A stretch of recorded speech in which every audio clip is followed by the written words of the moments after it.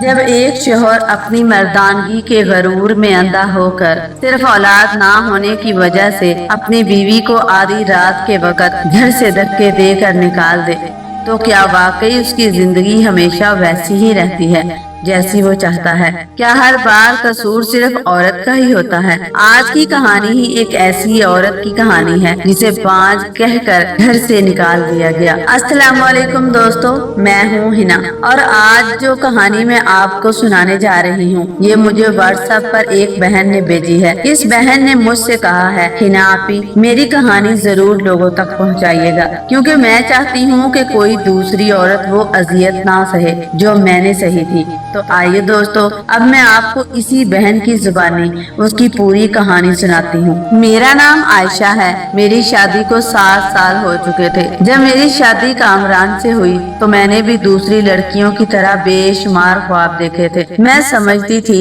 میرا گھر محبت، عزت اور خوشیوں سے بھرا ہوگا۔ میں اپنے شوہر کے ساتھ ایک خوبصورت زندگی گزاروں گی اور ایک دن ہمارے آنگن میں بھی بچوں کی ہنسی گونجے گی، لیکن قسمت کو شاید کچھ اور ہی منظور تھا۔ شادی کے ابتدائی 2-3 سال تو سب کچھ ٹھیک رہا، لیکن جب اولاد نہ ہوئی تو آہستہ آہستہ میرے سسرال والوں کا رویہ بدلنا شروع ہو گیا۔ شروع میں بات صرف اشاروں کنائیوں تک محدود تھی، پتہ نہیں کب خوشخبری سننے کو ملے گی، فلاں کی بہو تو 1 سال میں ماں بن گئی، ہمارے نصیب ہی خراب ہیں۔ میں خاموش رہتی، مجھے یقین تھا کہ اللہ بہتر کرے گا، مگر پھر وقت گزرتا گیا اور یہ اشارے سیدھے تانوں میں بدل گئے۔ سب سے زیادہ تکلیف مجھے اپنی ساس کی باتوں سے ہوتی تھی۔ وہ اکثر محلے کی عورتوں کے سامنے کہتی میرے بیٹے کی قسمت ہی خراب تھی، جو ایسی لڑکی اس کے نصیب میں آ گئی، پتہ نہیں ہمارے خاندان کو کس کی نظر لگ گئی۔ میں سب کچھ سن کر خاموش اپنے کمرے میں چلی جاتی اور رو لیا کرتی تھی۔ مجھے تکلیف صرف اپنی ذات سے نہیں تھی، مجھے دکھ اس بات کا تھا کوئی بھی میری تکلیف سمجھنے کو تیار نہیں تھا۔ کسی نے ایک بار بھی یہ نہیں سوچا کہ شاید میں خود بھی ماں بننے کی خواہش میں تڑپ رہی ہوں۔ دوسری طرف کامران بھی آہستہ آہستہ بدلتا جا رہا تھا۔ جو شخص کبھی میری ہر بات کا خیال رکھتا تھا اب معمولی بات پر غصہ کرنے لگا تھا۔ اکثر رات کو کھانے کی میز پر اولاد کا ذکر چھیڑ دیتا۔ 7 سال ہو گئے ہیں عائشہ، آخر کب تک انتظار کروں؟ میں خاموشی سے سر جھکا لیتی، میرے پاس کوئی جواب نہیں ہوتا تھا۔ ایک دن میں نے بڑی ہمت کر کے کہا، کامران اگر آپ برا نہ مانے تو ہم دونوں اپنے ٹیسٹ کروا لیتے ہیں، آج کل علاج بہت آگے بڑھ چکا ہے، شاید کوئی حل نکل آئے۔ میری بات سنتے ہی اس کا چہرہ سرخ ہو گیا، وہ غصے سے میری طرف دیکھنے لگا۔ تم کہنا کیا چاہتی ہو؟ میں گھبرا گئی۔ میں صرف یہ کہہ رہی ہوں کہ ڈاکٹر سے مشورہ کر لیتے ہیں۔ اس نے زور سے میز پر ہاتھ مارا۔ میں بالکل ٹھیک ہوں، میرے اندر کوئی کمی نہیں ہو سکتی، مسئلہ صرف تمہارے اندر ہے۔ اس دن کے بعد میں نے دوبارہ کبھی یہ بات نہیں چھیڑی، لیکن دل کے کسی کونے میں ہمیشہ احساس موجود رہا کہ ہم دونوں کا ٹیسٹ ہونا چاہیے تھا۔ مگر کامران نے کبھی اس طرف قدم نہیں بڑھایا، اس کا غرور آڑے آتا رہا اور میں خاموشی سے وہ بوجھ اٹھاتی رہی جو کبھی میرا تھا ہی نہیں۔ وقت گزرتا گیا اور پھر وہ منحوس رات آ گئی جس رات نے میری پوری زندگی بدل دی۔ دسمبر کی سرد رات تھی، بارش مسلسل برس رہی تھی۔ میں اپنے کمرے میں بیٹھی تھی، اچانک میری ساس اندر آئیں۔ ان کے چہرے پر عجیب سا غصہ تھا۔ انہوں نے آتے ہی کہا، سامان باندھ لو اپنا۔ میں حیران رہ گئی، کیوں امی، کیا ہوا ہے؟ انہوں نے نفرت سے میری طرف دیکھا، تمہیں اس گھر سے جانا ہوگا۔ میرے ہاتھ پاؤں ٹھنڈے ہو گئے۔ اسی دوران کامران بھی کمرے میں داخل ہوا، اس کے چہرے پر بھی سختی تھی۔ میں نے بے یقینی سے اس کی طرف دیکھا۔ یہ کیا کہہ رہی ہیں امی؟ کامران نے سرد لہجے میں جواب دیا، جو کہہ رہی ہیں بالکل ٹھیک کہہ رہی ہیں، اب میں مزید انتظار نہیں کر سکتا۔ مجھے لگا جیسے میرے کانوں نے غلط سنا ہو۔ کیا مطلب؟ اس نے میری آنکھوں میں دیکھتے ہوئے کہا، 7 سال ہو گئے ہیں، مجھے اولاد چاہیے، میں کل دوسری شادی کرنے کا فیصلہ کر چکا ہوں۔ یہ سن کر میرے پاؤں کے نیچے سے زمین نکل گئی۔ میں اس کے سامنے ہاتھ جوڑ کر کھڑی ہو گئی، خدا کے لیے ایسا مت کرے، ہم علاج کروا لیتے ہیں، ہم کسی بڑے ڈاکٹر کے پاس چلے جاتے ہیں، ایک بار ٹیسٹ کروا لیجئے۔ لیکن کامران پر جیسے جنون سوار تھا، مجھے کسی ٹیسٹ کی ضرورت نہیں، میں مرد ہوں اور مردوں میں کوئی کمی نہیں ہوتی۔ میں پھوٹ پھوٹ کر رونے لگی۔ بارش کی آواز اور میری मेरी सिसकियां पूरे घर में गूंज रही थी, लेकिन किसी का दिल नहीं पिघला। मेरे कपड़ों वाला संदूक सहन में फेंक दिया गया। मेरा सामान बारिश में भीग रहा था। मैं बार बार मिन्नतें करती रही, मुझे मत निकालो, मेरा इस दुनिया में आप लोगों के अलावा कोई नहीं, लोग मुझे जीने नहीं देंगे। लेकिन कामरान ने एक बार भी मेरी तरफ रहम की नजर से नहीं देखा। आखिरकार उसने दरवाजा खोला और मेरा बाजू पकड़कर मुझे बाहर धकेल दिया। मैं लड़खड़ा कर जमीन पर गिर गई। अगले ही लम्हे दरवाजा बंद हो गया और फिर अंदर से कुंडी लगने की आवाज आई। मैं काफी देर तक उसी दरवाजे के सामने खड़ी रोती रही। मुझे यकीन नहीं आ रहा था, 7 साल जिस घर को अपना समझा, आज उसी घर ने मुझे बेघर कर दिया था। बारिश मुसलसल बरस रही थी, मेरे कपड़े भीग चुके थे, मेरे आंसू बारिश के पानी में गुम हो रहे थे। आखिरकार मैंने अपना सामान उठाया और अपने वालिदैन के घर की तरफ चल पड़ी। रास्ते भर सिर्फ एक सवाल मेरे जहन में घूमता रहा, अगर वाकई कसूर मेरा नहीं हुआ तो? मेरे वालिदैन का घर भी कोई महल नहीं था। अब्बू मेहनत मजदूरी करते थे और बड़ी मुश्किल से घर का खर्च चलता था। मेरी शादी के बाद तो उन्होंने जैसे सुख का सांस लिया था कि चलो बेटी अपने घर आबाद हो गई। लेकिन अब 7 साल बाद जब मैं आधी रात को बारिश में भीगी हुई, आंखों में आंसू लिए उनके दरवाजे पर पहुंची, तो मेरी माँ मुझे देखते ही समझ गई कि कुछ बहुत बड़ा हादसा हो चुका है। अम्मी ने दरवाजा खोला और मुझे गले लगा लिया। क्या हुआ आयशा? मैं उनके सीने से लगकर फूट फूट कर रोने लगी। उस रात मैंने उन्हें सब कुछ बता दिया। अब्बू काफी देर खामोश बैठे रहे। मैंने पहली बार उनकी आंखों में बेबसी देखी थी। वो जानते थे कि उनकी बेटी बेकसूर है, मगर वो ये भी जानते थे हमारा माशरा हकीकत नहीं देखता, सिर्फ इल्जाम देखता है। अगले ही चंद दिनों में पूरे मोहल्ले को मालूम हो गया कि मुझे औलाद ना होने की वजह से घर से निकाल दिया गया है, मुझे तलाक दे दी गई है। फिर वही हुआ जिसका मुझे डर था। लोगों ने मुझे जीने नहीं दिया।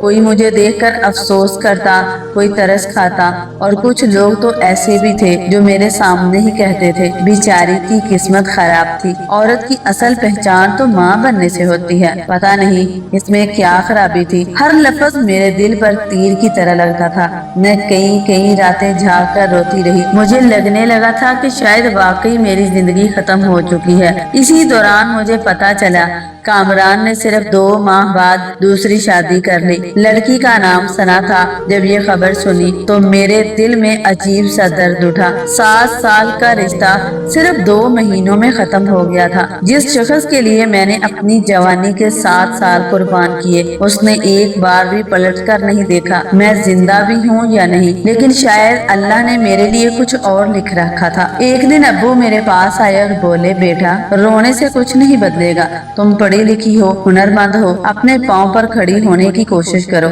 उनकी बात मेरे दिल में उतर गई। मैंने फैसला कर लिया कि अब मैं अपनी जिंदगी दूसरों के रहमो करम पर नहीं गुजारूंगी। मेरे पास थोड़ी बहुत सिलाई का हुनर था। मैंने मोहल्ले की औरतों के कपड़े सीना शुरू कर दिए। शुरू में बहुत मुश्किल हुई, कभी काम मिलता, कभी नहीं मिलता, कभी पूरा दिन गुजर जाता और एक सूट भी सिलाई के लिए नहीं आता था। रात को जब सब सो जाते, मैं अकेली बैठकर कढ़ाई करती रहती। उंगलियां दर्द करती, आंखें थक जाती, लेकिन मैं रुकती नहीं थी, क्योंकि मैं जानती थी अगर मैंने आज हिम्मत हारी तो कल कोई मेरे लिए नहीं होगा। लेकिन मैंने हिम्मत नहीं हारी। आहिस्ता आहिस्ता मेरा काम बेहतर होने लगा। फिर एक दिन किसी ने मेरे डिजाइन सोशल मीडिया पर शेयर कर दिए। लोगों को मेरा काम पसंद आने लगा, ऑर्डर आने लगे। पहले 1, फिर 2, फिर 10। आहिस्ता आहिस्ता काम बढ़ता गया और चंद सालों में मैंने एक छोटा सा बुटीक खोल लिया, अपने नाम का, अपनी मेहनत का। पहली बार मुझे महसूस हुआ कि शायद जिंदगी खत्म नहीं हुई थी। पहली बार मुझे महसूस हुआ कि शायद जिंदगी खत्म नहीं हुई थी। शायद अल्लाह मुझे दोबारा जीने का मौका दे रहा था। उसी दौरान मेरी मुलाकात हमजा से हुई। हमजा एक बहुत अच्छा और समझदार इंसान था। उसने कभी मेरे माजी को मेरे खिलाफ इस्तेमाल नहीं किया। जब उसे मेरी पूरी कहानी पता चली तो उसने सिर्फ एक बात कही, आयशा, किसी औरत की इज्जत इस बात से नहीं होती कि वो माँ बन सकती है या नहीं, इज्जत उसके किरदार से होती है। उसकी ये बात सुनकर मेरी आंखों में आंसू आ गए, क्योंकि बरसों बाद किसी ने मुझे एक इंसान समझा था। कुछ अरसे बाद हमारी शादी हो गई, लेकिन शादी से पहले मैंने उसे सब कुछ साफ साफ बता दिया था। मैंने कहा मैं कभी भी माँ नहीं बन सकती। उसने मुस्कुराकर जवाब दिया, کوئی بات نہیں، اگر تم ماں نہیں بن سکتی تو میں ساری عمر تمہارے ساتھ یوں ہی گزار دوں گا، میں تمہیں کبھی نہیں چھوڑوں گا۔ ہماری شادی کے بعد حمزہ نے اپنی خواہش کا اظہار کیا کہ عائشہ اگر تم چاہو تو ہم ڈاکٹر سے رابطہ کر سکتے ہیں۔ میں نے بھی خوشی سے حامی بھری۔ حمزہ مجھے ایک اچھے ڈاکٹر کے پاس لے گیا۔ پہلی بار میری مکمل میڈیکل جانچ ہوئی اور جب رپورٹس آئیں تو میں حیران رہ گئی۔ ڈاکٹر نے کہا کہ عائشہ آپ بالکل ٹھیک ہیں، آپ کے اندر ماں بننے میں کوئی مسئلہ نہیں۔ اس دن میں کافی دیر خاموش بیٹھی رہی، میری آنکھوں سے آنسو بہتے رہے، کیونکہ اس ایک رپورٹ نے ثابت کر دیا تھا کہ 7 سال تک مجھ پر لگنے والے تمام الزامات جھوٹے تھے۔ قصوروار میں نہیں تھی، میں باج نہیں تھی، میں منحوس نہیں تھی، میں ادھوری بھی نہیں تھی، میں صرف ایک انسان کی سزا بھگت رہی تھی جو اپنی انا کے سامنے سچ دیکھنا ہی نہیں چاہتا تھا۔ کچھ عرصے بعد اللہ نے مجھے اور حمزہ کو ایک اور خوشی عطا کی۔ اللہ پاک کی مدد اور ڈاکٹروں کے علاج کے ذریعے ہم والدین بننے کے سفر پر آگے بڑھے، اور پھر وہ دن بھی آیا جب میری گود میں 2 ننھی جانیں آ گئی۔ اللہ نے مجھے 2 جڑواں بچے دیے، ایک بیٹا اور ایک بیٹی۔ جس دن میں نے انہیں پہلی بار اپنے سینے سے لگایا، مجھے لگا جیسے اللہ نے میری برسوں کی تمام دعائیں ایک ساتھ قبول کر لی ہوں۔ زندگی اب بدل چکی تھی، میں خوش تھی، میرے بچے تھے، میرا شوہر میرا احترام کرتا تھا، میرا اپنا کاروبار تھا، اور سب سے بڑھ کر میرے دل میں اب کسی کے لیے نفرت نہیں تھی۔ پھر ایک دن ایسا آیا کہ جس کا میں نے کبھی تصور بھی نہیں کیا تھا۔ مجھے اور حمزہ کو لاہور کے ایک بڑے ہسپتال جانا تھا۔ ہم وہاں ایک غریب جوڑے کے علاج کے اخراجات برداشت کرنے کے لیے جا رہے تھے۔ ہم نے ہسپتال جانے کا فیصلہ کیا، لیکن شاید ہسپتال جانا میری بدقسمتی تھی یا میری قسمت تھی۔ جیسے ہی ایک سفید رنگ کی خوبصورت گاڑی آ کر رکی، پہلے ایک عورت نیچے اتری۔ کامران نے بے دہانی میں اس کی طرف دیکھا، لیکن اگلے ہی لمحے اس کے چہرے کا رنگ اڑ گیا، اس کے ہاتھ کانپنے لگے، سانس سینے میں رک گئی، کیونکہ وہ عورت کوئی اور نہیں بلکہ عائشہ تھی، وہی عائشہ جسے اس نے 5 سال پہلے بانج کہہ کر گھر سے نکال دیا تھا۔ وہ شیشے کے پیچھے کھڑا مجھے دیکھ رہا تھا، شاید اسے اپنی آنکھوں پر یقین نہیں آ رہا تھا، لیکن ابھی اس کا سب سے بڑا جھٹکا باقی تھا۔ میں گاڑی سے بچوں کو اتار رہی تھی، اذان اور ایمان ہنستے ہوئے میرے ساتھ آ کر کھڑے ہو گئے، پھر دونوں نے ایک ساتھ مجھے آواز دی، ماما جلدی آئے نا۔ یہ لفظ سن کر کامران جیسے پتھر کا ہو گیا، اس کی آنکھیں پھیل گئی، وہ بچوں کو دیکھ رہا تھا، پھر مجھے، پھر دوبارہ بچوں کو۔ اس کے چہرے پر حیرت، خوف اور بے یقینی سب کچھ ایک ساتھ نظر آ رہا تھا۔ جس عورت کو وہ سالوں تک بانج کہتا رہا،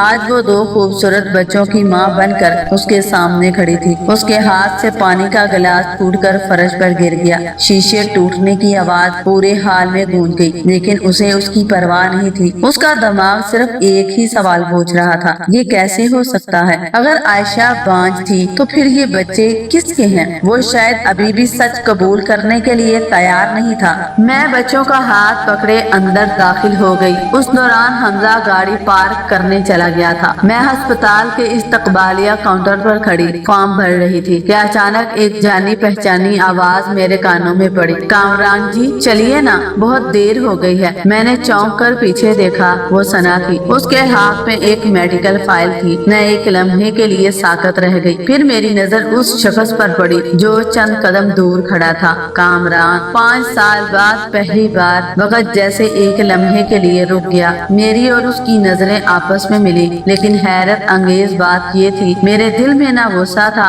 نہ نفرت، کیونکہ وقت میرے زخم بھر چکا تھا، میں اس مقام سے بہت آگے نکل چکی تھی۔ دوسری طرف کامران نظریں اٹھا کر میری طرف دیکھ نہیں پا رہا تھا، اس کی حالت ایسی تھی جیسے کوئی چور رنگے ہاتھوں پکڑا گیا ہو۔ اسی لمحے حمزہ بھی اندر آ گیا، اس نے آتے ہی بچوں کو پیار کیا اور میرے قریب آ کر کھڑا ہو گیا۔ اذان فوراً اس کی گود میں چڑھ گیا، جبکہ ایمان نے اس کا ہاتھ پکڑ لیا۔ یہ منظر دیکھ کر کامران کے چہرے پر عجیب سی کیفیت نمودار ہوئی، شاید حسرت، شاید پچھتاوا، شاید دونوں، لیکن پھر اس کے اندر کا غرور آخری بار جاگ اٹھا۔ اپنی شرمندگی چھپانے کے لیے اس نے طنزیہ لہجے میں کہا، بہت خوش لگ رہی ہو، شاید کسی کے بچے پال رہی ہو یا پھر گود لیے ہوں گے۔ اس उसकी आवाज में अब भी वही पुरानी तलखी मौजूद थी। मैं खामोश रही, लेकिन हमजा ने मुस्कुराते हुए जवाब दिया, नहीं कामरान साहब, ये हमारे अपने बच्चे हैं। कामरान के चेहरे का रंग उड़ गया। हमजा ने मजीद कहा, ये दोनों आयशा के बायोलॉजिकल बच्चे हैं। डॉक्टर के इलाज और IVF के जरिए अल्लाह ने हमें ये नेमत अता की है। ये अल्फाज सुनते ही कामरान जैसे अंदर से टूट गया। उसकी आंखों में खौफ साफ नजर आने लगा, क्योंकि अब वो हकीकत से भाग नहीं सकता था। इतने में एक डॉक्टर वहां आया और उसने कहा, कामरान साहब, आपकी रिपोर्ट्स के मुताबिक आप कुदरती तौर पर कभी भी बाप नहीं बन सकते। उसकी आंखों में खौफ साफ नजर आने लगा, क्योंकि अब वो हकीकत से भाग नहीं सकता था। इसी दौरान सना के हाथ में मौजूद फाइल जमीन पर गिर गई। उसने कांपते हाथों से रिपोर्ट दोबारा उठाई, फिर एक बार रिपोर्ट देखी और एक बार मुझे और मेरे बच्चों को। अब सारी तस्वीर उसके सामने वाजिया हो चुकी थी। अगर मैं माँ बन सकती थी और अगर कामरान कभी बाप नहीं बन सकता था, तो फिर कसूर किसका था? 5 साल पहले एक बेकसूर औरत को घर से क्यों निकाला गया था? सना की आंखों से आंसू बहने लगे। वो खामोशी से कामरान को देखती रही और फिर उसने वो रिपोर्ट कामरान के सीने पर दे मारी। पूरे हाल में खामोशी छा गई। सना की आवाज गुस्से में कांप रही थी, तुमने सिर्फ आयशा से नहीं, मुझसे भी झूठ बोला। तुम्हें अपनी गलती का पता था या नहीं, लेकिन तुमने कभी सच जानने की कोशिश भी नहीं की। तुमने एक औरत की जिंदगी बर्बाद की और फिर मेरी भी जिंदगी बर्बाद। कामरान कुछ बोलना चाहता था, लेकिन उसके पास कोई जवाब नहीं था। सना ने एक आखिरी नजर उस पर डाली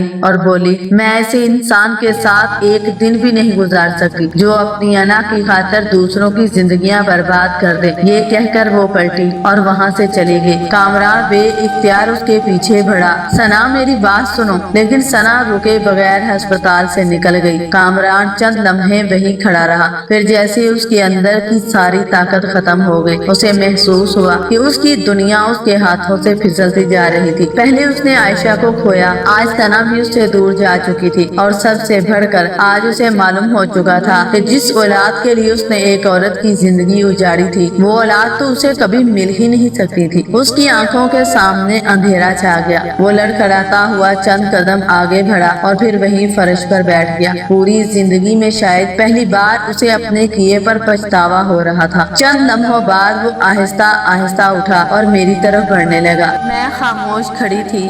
हमजा मेरे साथ था और बच्चे उसका हाथ पकड़े हुए थे। कामरान मेरे सामने आकर रुक गया। उसके होंठ कांप रहे थे, आंखें सुर्ख हो चुकी थी। फिर अचानक वो मेरे कदमों में बैठ गया। आयशा, मुझे माफ कर दो। उसकी आवाज भराई हुई थी। मैंने तुम्हारे साथ बहुत जुल्म किया। मैं अपने गरूर में अंधा हो गया था। मैंने अपनी कमी की सजा तुम्हें दी। मैंने तुम्हारी जिंदगी बर्बाद कर दी। आज अल्लाह ने मुझे मेरी औकात दिखा दी है। उसकी आवाज टूटने लगी। मेरी दूसरी बीवी भी मुझे छोड़कर चली गई है। मैं तन्हा रह गया हूँ। खुदा के लिए मुझे माफ कर दो। सिर्फ एक बार कह दो, तुमने मुझे माफ कर दिया। पूरा हाल खामोशी से ये मंजर देख रहा था। वही कामरान जो कभी खुद को सबसे बड़ा समझता था, आज जमीन पर बैठा माफी मांग रहा था। मैंने चंद लम्हे उसे खामोशी से देखा। मेरे अंदर तूफान उठा। वो सर्दी की रात, वो भीगा हुआ संदूक, वो बंद दरवाजा, वो कुंडी लगने की आवाज, सब कुछ एक लम्हे में आंखों के सामने आ गया। मेरी आंखें भर आई,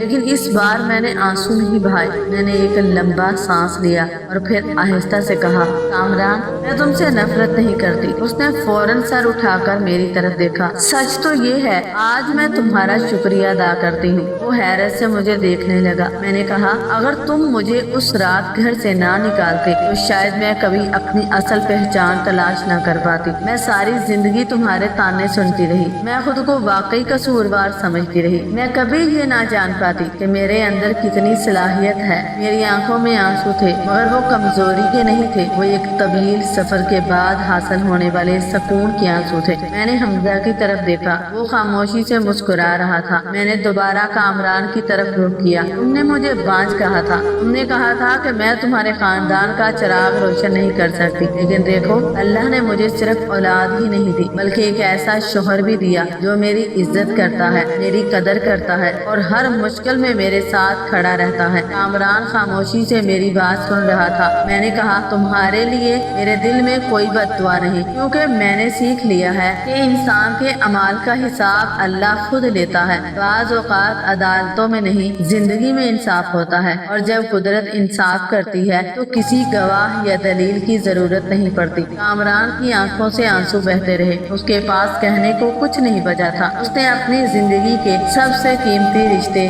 خود اپنے ہاتھوں سے توڑے تھے اور اب وقت واپس نہیں آ سکتا تھا۔ میں نے بچوں کا ہاتھ پکڑا، حمزہ میرے ساتھ کھڑا تھا۔ پھر ہم ہسپتال کے اندر اس غریب جوڑے سے ملنے چلے گئے جن کی مدد کے لیے ہم وہاں آئے تھے۔ میں نے ایک بار بھی پیچھے مڑ کر نہیں دیکھا، کیونکہ بعض دروازے بند ہونے کے بعد دوبارہ نہیں کھلتے اور بعض لوگ زندگی سے نکل جانے کے بعد صرف ایک سبق بن کر رہ جاتے ہیں۔ کامران وہیں کھڑا رہ گیا، تنہا، خاموش اور اپنے اعمال کے بوجھ تلے دبا ہوا۔ اس دن مجھے ایک بات ہمیشہ کے لیے سمجھ آ گئی، کمی ہمیشہ جسم میں نہیں ہوتی، کبھی سوچ میں ہوتی ہے، اور جب سوچ بیمار ہو جائے تو انسان اپنے ہاتھوں سے اپنی خوشیاں برباد کر لیتا ہے۔ عائشہ بہن، آپ کی یہ کہانی سن کر یقین کریں کہ ہماری آنکھوں میں آنسو آ گئے۔ میں آپ کا درد اچھے سے سمجھ سکتی ہوں۔ آپ نے یہ مجھے کہانی بھیجی اور کہا اسے دوسروں تک پہنچاؤں، میں نے پہنچا دی، لیکن میں آپ کو بتانا چاہتی ہوں کہ آپ نے جو سہا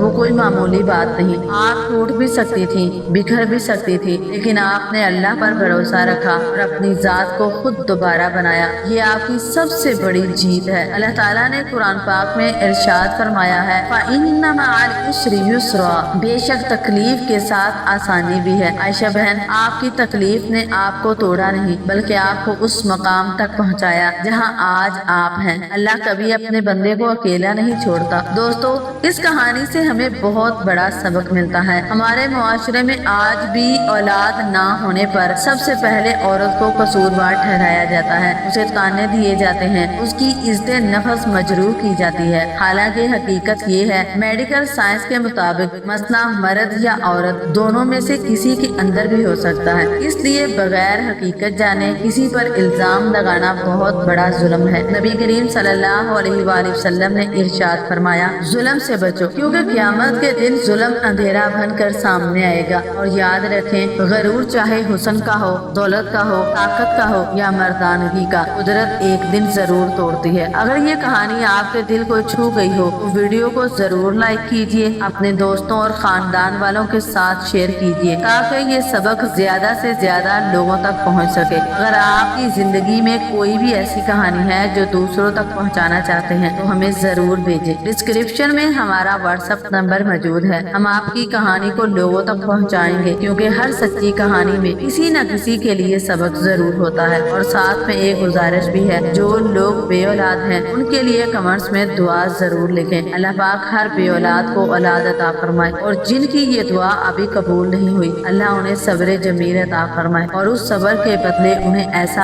اجر دے جو ہم سوچ بھی نہیں سکتے۔ اور جن کے گھر اولاد کی رونق ہے اللہ ان کی اولاد کو نیک اور صالحہ بنائے۔ اور یاد رکھیں، بے اولادی میں نہ عورت کا قصور ہوتا ہے نہ مرد کا، یہ اللہ کی مشیت ہوتی ہے، اور اللہ کا ہر فیصلہ حکمت سے بڑا ہوتا ہے۔ اس بات کو سمجھنا ہم سب کی ذمہ داری ہے۔ اگر یہ ویڈیو آپ کے دل کو چھو گئی ہو تو زیادہ سے زیادہ اس کو شیئر کریں تاکہ یہ سوچ بدلے اور کوئی اور عائشہ وہ تکلیف نہ سہے جو اس نے سہی۔ ہمارے چینل کو ابھی سبسکرائب کریں اور اپنے پیاروں تک اس کو شیئر کریں۔ ملتے ہیں اگلی ویڈیو میں۔ اللہ حافظ۔